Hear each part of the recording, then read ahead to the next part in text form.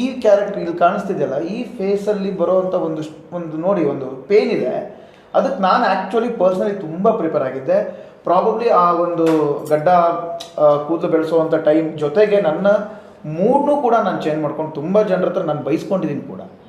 ಏನೋ ಹೋಗ್ತಾ ಹೋಗ್ತಾ ಹುಚ್ಚಿನ ಥರ ಆಡ್ತಿದ್ಯಾ ಅನ್ನೋಷ್ಟು ಯಾರ ಹತ್ರ ಸರಿಯಾಗಿ ಮಾತಾಡ್ತಿರ್ಲಿಲ್ಲ.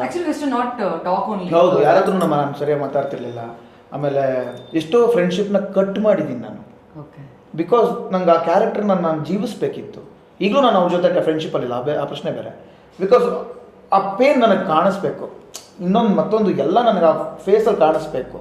ಆ ಸಿನಿಮಾದಲ್ಲಿ ಆ ಪೇನ್ ಯಾಕೆ ಬಂತು ಅಂತ ನಿಮ್ಗೆ ಗೊತ್ತಾಗುತ್ತೆ.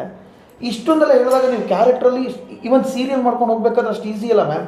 ಬಿಕಾಸ್ ಸೀರಿಯಲಲ್ಲಿ ಹೇಳ್ತಾರೆ ನೀಟ್ ಆ್ಯಂಡ್ ಕ್ಲೀನ್ ಆಗಿರಬೇಕು, ಕೂದಲೆಲ್ಲ ಬಿಡಬಾರ್ದು, ನೀಟ್ ಶೇವ್ ಇರಬೇಕು, ಅದೊಂದು ನೀಟಾಗಿ ಕಾಣಿಸ್ಬೇಕು ಅಂತ.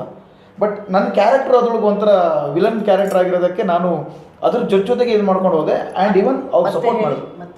ವಿಲನ್ ಸೀರಿಯಲಲ್ಲಿ ಅದಕ್ಕೆ ಅಲ್ಲಿ ವಿಲನ್ ಕ್ಯಾರೆಕ್ಟರ್ ಮಾಡ್ತಿದ್ದೆ. ನನಗೆ ಇಮಿಡಿಯೇಟಾಗಿ ನನಗೆ ಇದು ಹೆಲ್ಪ್ ಆಯಿತು. ಆಮೇಲೆ ಅಲ್ಲಿ ನನಗೆ ಬ್ರೇಕ್ ಇತ್ತು, ಇಲ್ಲಿ ನಾನು ಶೂಟಿಂಗಿಗೆ ಬಂದೆ, ಇಲ್ಲಿ ಆದ ತಕ್ಷಣ ಅಲ್ಲಿಗೆ ಹೋಗ್ತಿದ್ದೆ. ಈ ಥರ ನಾನು ಶಿಫ್ಟ್ ವೈಸಲ್ಲಿ ಕೆಲಸ ಮಾಡ್ತಾ ಇದ್ದೆ. ಅಲ್ಲ, ಅಲ್ಲಿ ಒಂದು ಸ್ವಲ್ಪ ಏನೋ ಪ್ರಾಬ್ಲಮ್ಸ್ಗಳಾಯಿತು. ಜೊತೆಗೆ ನಾನು ಅದನ್ನು ಬಿಟ್ಟಿದ್ದು ಎಷ್ಟು ನನಗೆ ಹೆಲ್ಪ್ ಆಯಿತು ಅಂತಂದರೆ, ನನ್ನಲ್ಲಿರುವಂಥ ಒಂದು ಪೇನು ಮತ್ತೊಂದು ಎಲ್ಲದನ್ನು ನಾನು ಈ ಸಿನಿಮಾದಲ್ಲಿ ತೋರಿಸೋದಕ್ಕೆ ಹೆಲ್ಪ್ ಆಯಿತು. ಬಿಕಾಸ್ ಒಂದು ಫ್ರೆಂಡ್ಶಿಪ್ನ ಕಳ್ಕೊಳ್ಳೋದಷ್ಟು ಈಸಿ ಅಲ್ಲ. ಅದು ಅವ್ರ ಕಡೆಯಿಂದ ತಪ್ಪಾಗುತ್ತೋ, ನಮ್ಮ ಕಡೆಯಿಂದ ತಪ್ಪಾಗುತ್ತೋ, ಮಿಸ್ಅಂಡರ್ಸ್ಟ್ಯಾಂಡಿಂಗ್ ಏನೋ ಗೊತ್ತಿಲ್ಲ. But end of the day ಒಬ್ಬರನ್ನ ಕಳ್ಕೊತೀವಿ ನಾವು ಜೀವನದಲ್ಲಿ. ಆ ಜೀವನದಲ್ಲಿ ಕಳ್ಕೊಂಡಾಗ ನಮಗೊಂದು ಪೇನ್ ಆಗುತ್ತೆ ಮ್ಯಾಮ್.